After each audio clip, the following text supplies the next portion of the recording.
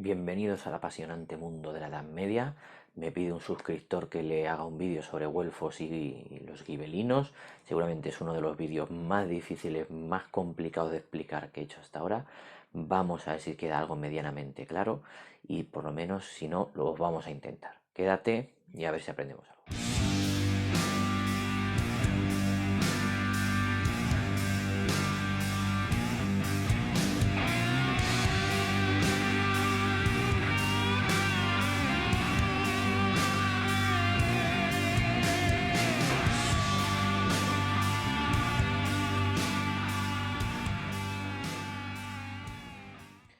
Cuando te pones en la carrera de historia y empiezas a estudiar, te hacen que te compres libros como este, de Emilio Mitre, que es más antiguo que un bosque, pero que es que te explica el problema entre los güelfos y gibelinos en 3 hojas y te has enterado perfectamente. Luego ya te pones tú a investigar claro, no son 3 hojas, son muchas, muchas más. Yo voy a intentar hacerlo fácil, concreto.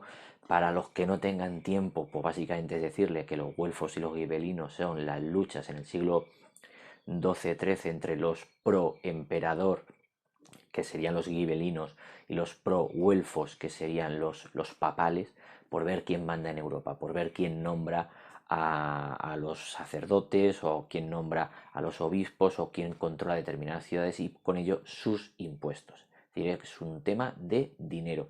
Quien controle a las autoridades de las ciudades controla los impuestos que se recaudan en esas ciudades y entonces hay muchísimo dinero, muchísimo poder en juego. Esa sería una descripción, un resumen muy grande de un vídeo que bueno, yo creo que va a ser largo, pero bueno, para los que no tengan tiempo para ver todo el vídeo, se lo resumo así. Güelfos, gibelinos, güelfos apoyan al Papa, gibelinos apoyan al emperador por ver quién de los dos manda en Europa. Dicho lo cual, voy a ampliar un poco la pantalla, empecemos a escribir en la pizarra y nos metemos en arena. Bueno, vamos a hacer unas pequeñas introducciones o conceptos que hay que tener claros para luego poder enterarnos del berenjenal en el que nos metemos. Güelfos y gibelinos. Los güelfos son la casa de Baviera, iré poniendo mapas para que sepamos por dónde nos movemos, ¿vale? La casa de Baviera y son pro papa. Van a defender los intereses del papa, lógicamente en Italia, pero incluso si hay que tocar las narices en Alemania, pues se hace. Y los gibelinos son la casa de Suabia y son los Hohenstaufen, tiene un nombre así como muy alemán que mola mogollón, y van a ser proemperador. Realmente el concepto güelfo y gibelino son conceptos italianos, porque aunque el problema empiece en Alemania, entre dos familias, vamos a ver cómo se desarrolla, luego su desarrollo más famoso va a ser en Italia, donde las ciudades italianas se van a dividir se ponen camiseta y dice yo soy güelfo, yo soy gibelino, entonces unas van a defender las decisiones, la autoridad del Papa y otras van a defender las decisiones y la autoridad del emperador.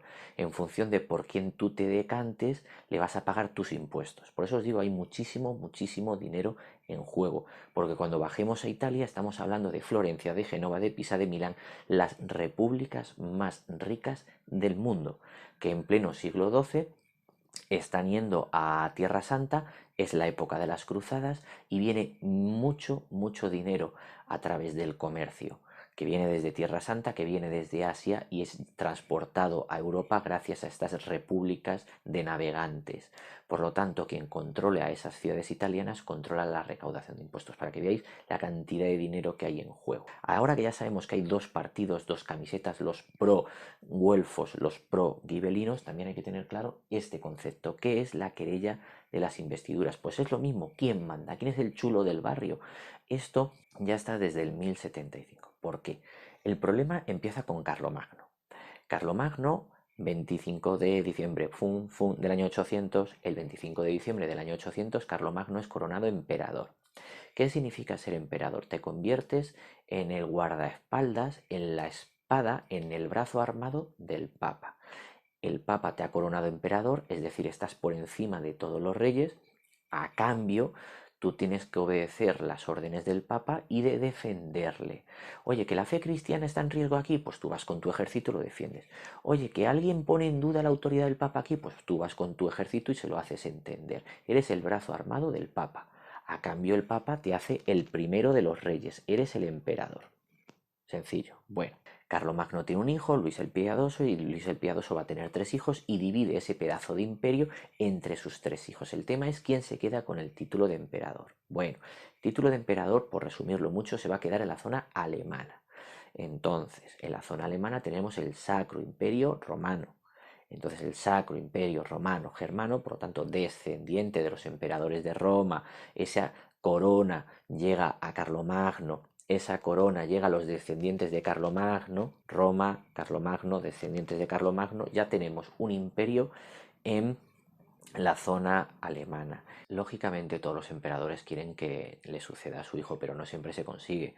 Además, la mortalidad infantil es tan elevada que muchísimos reyes vamos a ver que mueren sin hijos y al final tienen que designar a alguien, un sobrino o un yerno, y ahí va a haber los problemas, que acepten esa elección porque todo el mundo se va a considerar con autoridad para ello. En el año 1075 el papado saca a la luz una serie de documentos absolutamente falsos, pero en los que se demostraba que de siempre, entre la lucha de quién manda la iglesia o el emperador, quién está encima de quién es el máximo, la máxima autoridad en la tierra, el que está por encima es el papa. Porque al emperador hay que coronarlo y el único que lo puede coronar es el papa. Recordar que estamos en una sociedad totalmente cristiana, donde el estar bautizado te hace pertenecer a la comunidad, el no estar bautizado te saca de la comunidad, eres un don nadie, eres un paria. El Papa tiene una cosa, un poder ilimitado, que es la excomunión. Si el Papa te excomulga, te está sacando de la comunidad, con lo cual ya no eres cristiano, con lo cual ya no eres nadie. Si eres un campesino te da igual porque no hay consecuencias, pero si tú eres un noble y te hacen la excomunión, te sacan de la comunidad, ¿por qué te tienen que obedecer tus campesinos? Tus campesinos pasan a depender de otro noble, sí bautizado y sí dentro de la comunidad. Pues imaginaros que excomulguen a un emperador. Pues va a ocurrir. Vamos a ver. Bueno, perdonad que la pizarra se me ha llenado de letras y flechas y tal.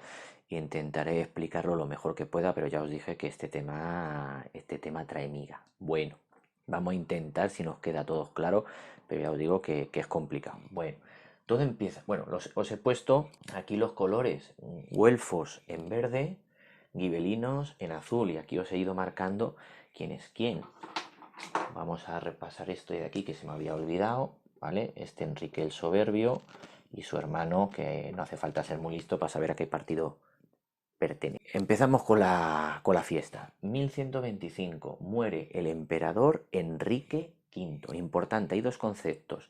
Una cosa es ser emperador y otra cosa es ser rey de romanos. Rey de romanos sería como príncipe de Asturias. Ya está.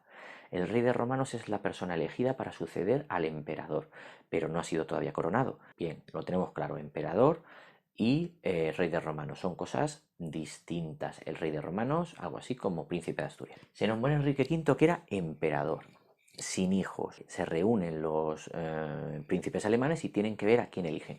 Opción 1, tirar de Lotario, que es duque de Sajonia, y va a ser apoyado por su yerno Enrique el Soberbio, ¿vale? Apoyado por su yerno, o los descendientes de Enrique V, que son Conrado de Hohenstaufen y Federico II de Suabia. ¿Veis ya por qué partido pertenece? Bueno, el elegido va a ser Lotario y va a reinar como emperador, como Lotario II. El caso es que Conrado Hohenstaufen se autoproclama, con varios nobles que le apoyan lógicamente, rey de romanos en el año 27.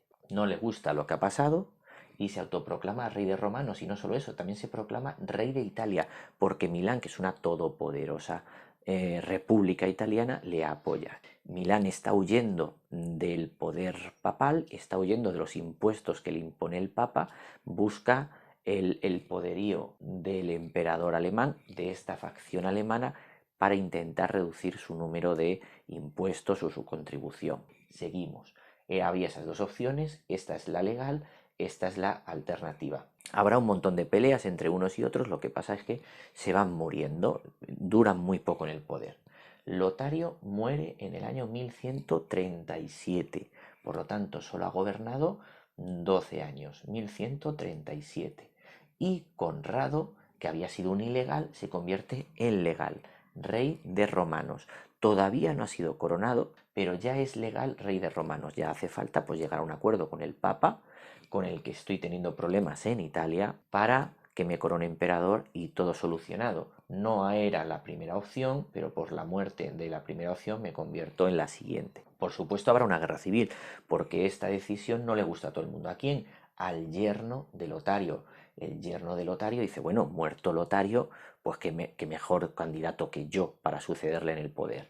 Entonces, guerra civil entre Enrique el Soberbio, que se muere enseguida, 1139, y le sucede su hermano Güelfo VI, que ya sabemos a qué partido pertenece, que se va a pegar con Conrado III y su hijo Enrique Berenguer.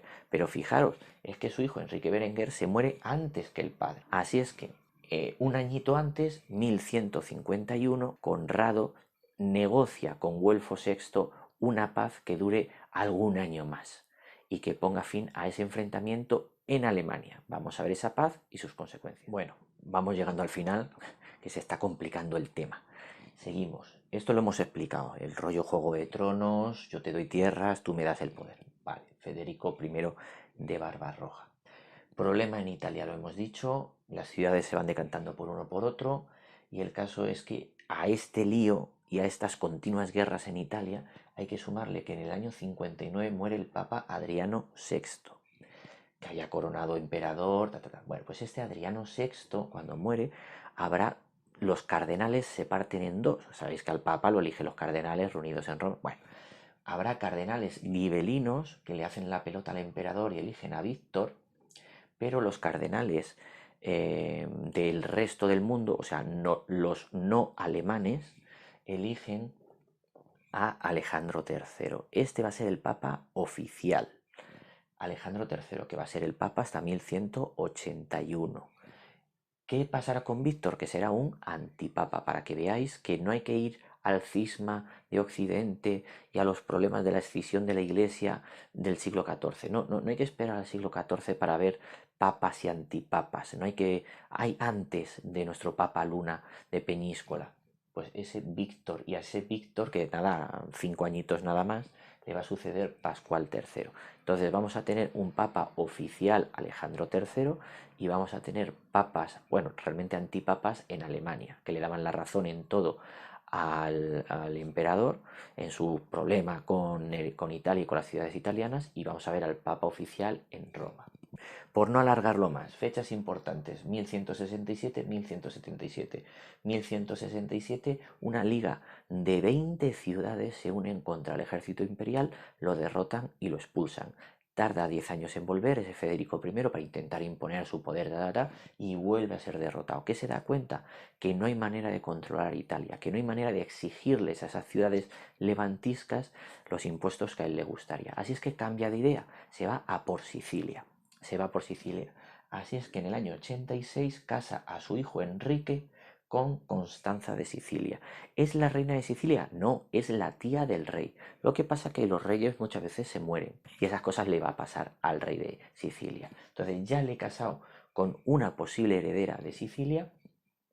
En el año 90 muere Federico I, le sucede su hijo Enrique, que va a gobernar como Enrique VI, y 4 años después el rey de Sicilia ha tenido el detalle de morirse y entonces su tía, Constanza, sería la reina. Por lo tanto, Enrique IV pasa a ser rey consorte de Sicilia. Ya tengo la condición de emperador alemán más la condición de rey de Sicilia.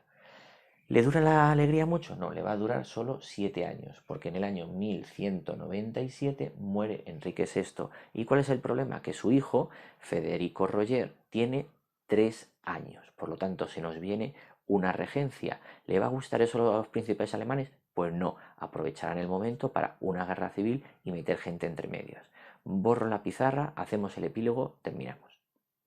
Bueno, terminamos con este epílogo simplemente diciendo que a nuestro Federico II, que por ser menor de edad le quitan el poder y va a haber un par de reyes entre medios, un Otón y tal entre medias, hasta que consigue hacerse con el poder con sus aliados en el año 2015. En el año 2015 tiene 18 añitos y consigue ser nombrado rey de romanos, y un poquito después consigue recuperar el terreno de Sicilia. Va a ser un magnífico, un impresionante emperador este Federico II, al igual que su abuelo Federico I. Lo mismo que Federico I estuvo reinando pues prácticamente 40 años, pues Federico II más o menos lo mismo. ¿Cuál va a ser el problema de Federico II? Que los problemas con el Papa se van a disparar a lo bestia. Es el contexto de las cruzadas. El Papa continuamente le exige, oye, mira, tu obligación es defenderme y mi obligación es apoyarte para que tú en Alemania puedas hacer lo que te dé la gana, pero tú tienes que mandarme tropas para ir contra los musulmanes. Estamos en plena cruzada.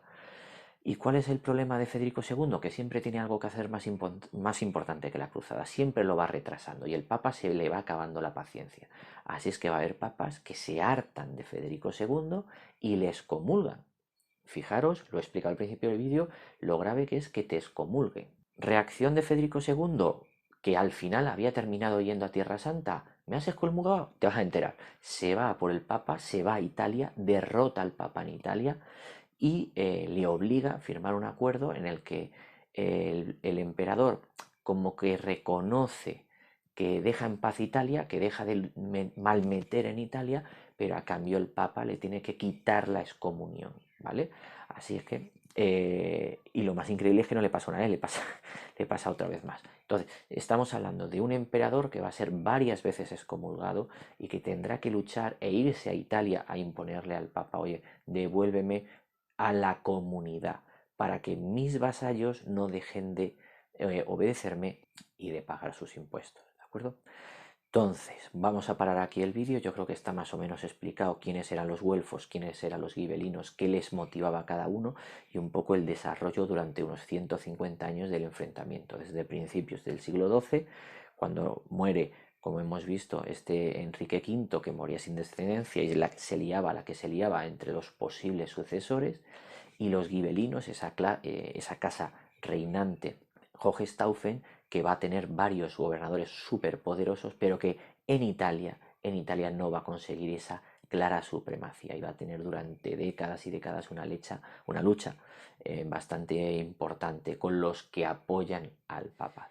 Espero que os haya quedado medianamente claro, espero no haber sido muy aburrido. Si os ha gustado, ya sabéis, le dais al like, lo suscribís, lo redifundís. Si no os gusta, pues qué queréis que os haga, no le puedo gustar a todo el mundo. Por lo menos lo hemos intentado, ¿vale? Nos vemos en el próximo vídeo.